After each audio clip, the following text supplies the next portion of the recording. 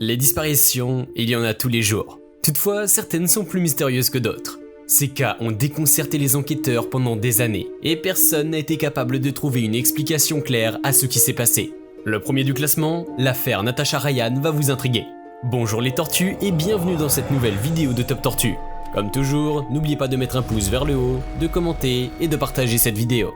Ça aide la chaîne à se faire connaître. N'oubliez pas également de vous abonner et de cliquer sur la cloche pour être prévenu lorsque je sors une nouvelle vidéo. 4. L'enfant disparu et remplacé par un autre. Percy et Lacey Dunbar sont les heureux parents d'un petit garçon de 4 ans. Il s'appelle Bobby Dunbar. Tout allait pour le mieux, jusqu'à ce que la famille parte pour un voyage de pêche au lac Swayze, en Louisiane.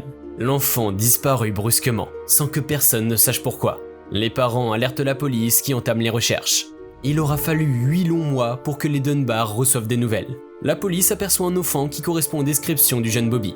Mais voilà, il est dans les bras d'un homme qui affirme en avoir la garde légitime. Le monsieur s'appelle William Cantwell Walter, et il dit que l'enfant de 4 ans s'appelle Charles Bruce Anderson. Ce serait le fils d'une dénommée Julia Anderson qui le lui aurait confié. Malheureusement, ni Anderson ni Walter n'a les preuves pour soutenir leur allégation. De plus, les parents Dunbar vont confirmer que l'enfant est bien leur fils porté disparu. Une bataille juridique est lancée, Julia Anderson perd face à la famille Dunbar. Le petit garçon part alors vivre avec Percy et Lacey et sera considéré comme Bobby tout au long de sa vie. La persistance de Julia a toujours intrigué les enquêteurs et les historiens. C'est ainsi qu'en 2004, une équipe scientifique décide de tester l'ADN de Robert Clarence Dunbar. Surprise, il n'y a aucun lien de sang avec Percy et Lacey. Serait-il donc le fils de Julia Anderson ? 3. Il témoigne contre son meurtrier. Le mystère suivant n'est pas encore résolu et ne le sera sans doute jamais. C'est un homme qui s'appelle Connie Franklin et qui vient s'installer dans la campagne de St. James. Il travaille alors comme fermier. Il rencontre ensuite une jeune femme, Till Ruminer, et les deux tombent amoureux. Ils décident de se marier en mars 1929, mais ce vœu ne se réalisera jamais. En effet, Till Ruminer se rend au commissariat pour signaler la disparition de son petit ami. Elle est très vague dans sa déposition. Elle affirme avoir vu Connie pour la dernière fois le 9 mars, mais ne donne pas plus de détails. La police fouille le domicile du disparu, fait une expédition dans les bois, interroge son entourage, mais rien ne met sur la piste de Connie Franklin. Ce n'est que quelques semaines après que la police retrouve des preuves très accablantes. Une femme apporte un chapeau couvert de sang séché au commissariat. On appelle Till Ruminer qui identifie l'objet comme appartenant à son petit ami disparu. Quelques semaines plus tard, le même témoin revient pour partager une affreuse découverte. Elle conduit la police vers un fossé dans la forêt. À l'intérieur, il y a des ossements et des dents. Till est en panique. Elle avoue alors des faits qu'elle cachait à la police dans ses anciennes dépositions. Selon ses nouveaux dires, le couple était en chemin pour la mairie quand un groupe de 4 fermiers les arrête et les agresse. Connie se fait marteler de bâtons et de pierres, puis se fait brûler vif avant d'être jetée dans la rivière. Quant à Till, elle s'est faite violer. Les hommes l'auraient menacée de mort si elle racontait cet événement à qui que ce soit. La police arrête les 4 fermiers pour les interroger, mais ces derniers nient les faits. Malgré tout, le procès commence le 17 septembre 1929. C'est là qu'un étranger, ou pas, s'invite dans le déroulement de l'affaire. Un sosie de Connie Franklin rôde dans les rues de St. James pour trouver du travail. Il se fait appeler Marlon Roger, mais tout le monde le prend pour le fermier disparu. C'est un homme défiguré comme s'il avait vécu une agression terrible. Il nie être Connie, mais les enquêteurs ont révélé que Marlon Roger avait fui d'un hôpital psychiatrique quelques mois plus tôt. À l'époque, les technologies d'identification n'existaient pas. Il était alors impossible de vérifier sa véritable identité. Mais à la fin, le tribunal a reconnu les 4 accusés non coupables, faute de preuves. 2. Porté disparu, mais devenu animateur radio. Maintenant, découvrez la fascinante histoire de Lawrence Joseph Bader. C'est un père de famille tout à fait ordinaire qui vivait dans l'Ohio avec sa femme et ses enfants. Il travaille en tant que vendeur d'ustensiles de cuisine. Et dans ses heures perdues, Lawrence Bader aimait jouer au tir à l'arc. Retenez bien cette information, c'est un détail très important pour la suite. Un jour, il décide de sortir faire une partie de pêche, seul, sur le lac Erie.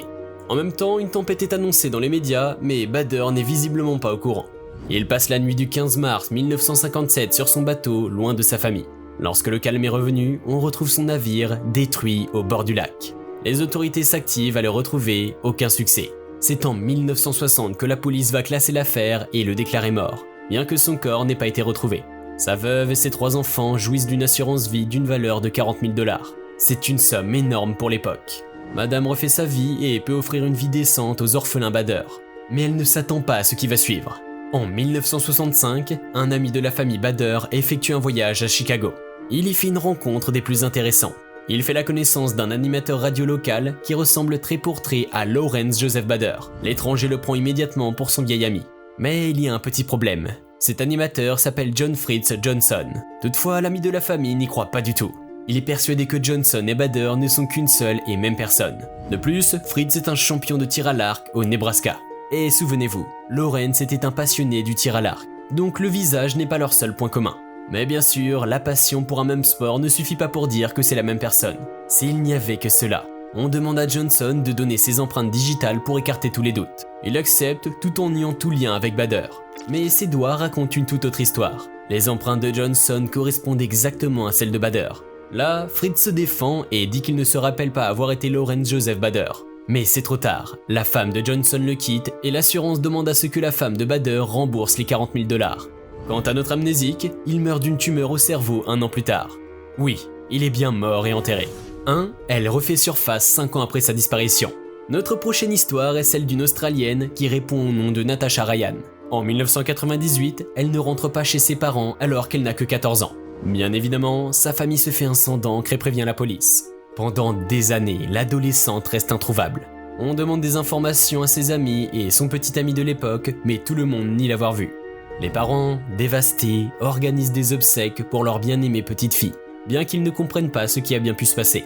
Ce n'est que quelques années plus tard qu'ils peuvent mettre la main sur un suspect et avoir une explication sur ce qui est arrivé à leur fille. En 2003, un tueur en série prénommé Leonard Fraser est jugé pour le meurtre de plusieurs jeunes femmes. C'est là qu'il mentionne Natasha Ryan comme l'une de ses victimes. À partir de ce moment, Natasha Ryan a été violée puis tuée. C'est la version à laquelle ses proches peuvent s'accrocher. Mais son corps reste introuvable. De toute façon, après 5 ans, il n'espérait plus trouver grand-chose. Leonard Fraser est condamné pour meurtre.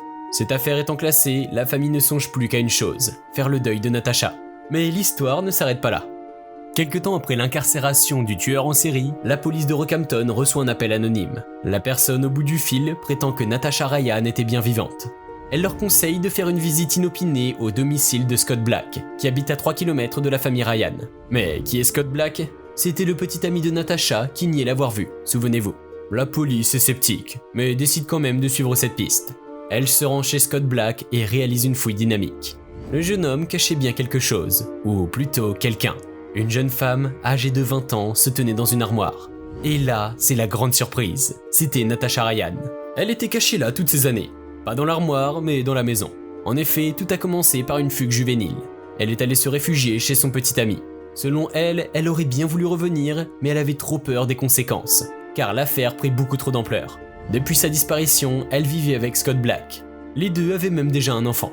Après sa réapparition, Scott Black a dû aller en prison pendant 1 an pour parjure. Dès sa sortie, les tourtereaux se sont mariés. Mais dans ce cas, pourquoi Leonard Fraser a-t-il revendiqué le meurtre de la jeune fille ? Comment avez-vous trouvé ces histoires de disparition ? Laquelle vous a le plus troublé ? Répondez en commentaire. Et voilà les tortues. C'est tout pour aujourd'hui. J'espère que la vidéo vous a plu. N'hésitez pas à me mettre en commentaire des sujets de vidéos qui vous plairaient. Abonnez-vous, laissez un like, partagez la vidéo et à très bientôt.